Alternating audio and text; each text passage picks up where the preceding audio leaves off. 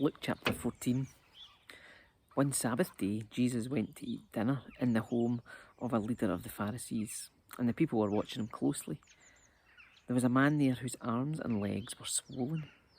Jesus asked the Pharisees and experts in religious law, "Is it permitted in the law to heal people on the Sabbath day or not?" When they refused to answer, Jesus touched the sick man and healed him and sent him away. Then he turned to them and said, "Which of you doesn't work on the Sabbath? If your son or your cow falls into a pit, don't you rush to get him out?" Again, they couldn't answer.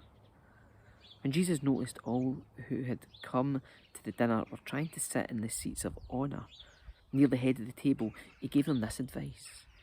When you are invited to a wedding feast, don't sit in the seat of honour.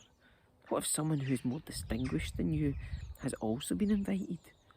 The host will come and say, "Give this person your seat." Then you'll be embarrassed and you'll have to take whatever seat is left at the foot of the table.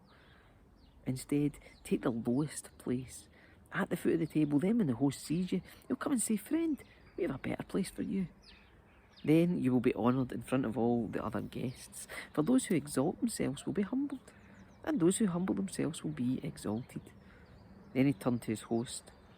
"When you put on a luncheon or a banquet," he said, "don't invite your friends, brothers, relatives and rich neighbours, for they will invite you back, and that will be your only reward.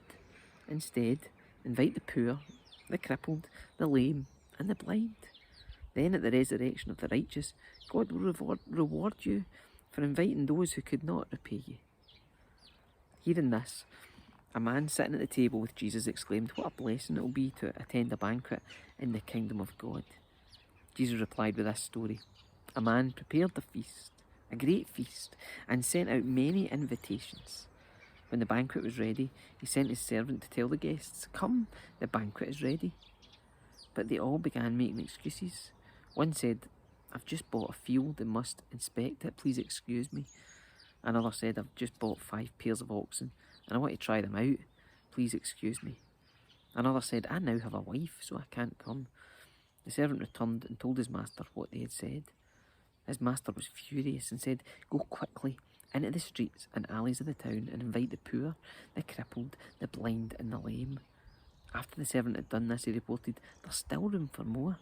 So his master said, "Go out in the country lanes and behind the hedges and urge anyone you find to come, so that the house will be full.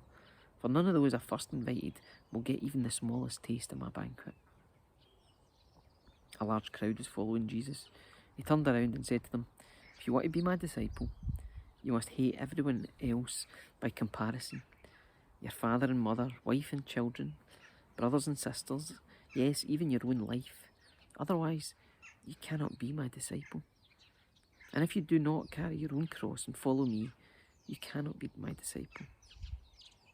But don't begin until you count the cost. For who would begin construction of a building without first calculating the cost to see if there's enough money to finish it?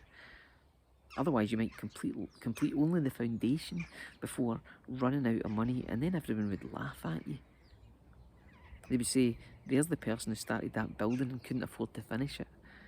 Or what king would go to war against another king without first sitting down with his counsellors to discuss whether his army of 10,000 could defeat the 20,000 soldiers marching against him? And if he can't, he will send a delegation to discuss terms of peace while the enemy is still far away. So you cannot become my disciple without giving up everything you own. Salt's good for seasoning, but if it loses its flavour, how do you make it salty again? Flavourless salt is good for neither the soil nor for the manure pile. It's thrown away. Anyone with ears to hear should listen and understand."